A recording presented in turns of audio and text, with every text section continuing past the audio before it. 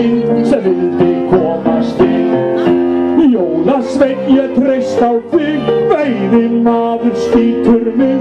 Komdu litla héraðsvin, því ég vinur þinn. Ásta Birna, þú hefur sýnt okkur að ein manneskja getur sannarlega haft áhrif og ég vil óska þér innilega til hamingju með allt sem þú hefur gert og með að vera valinn Grindvíkingur ársins 2010.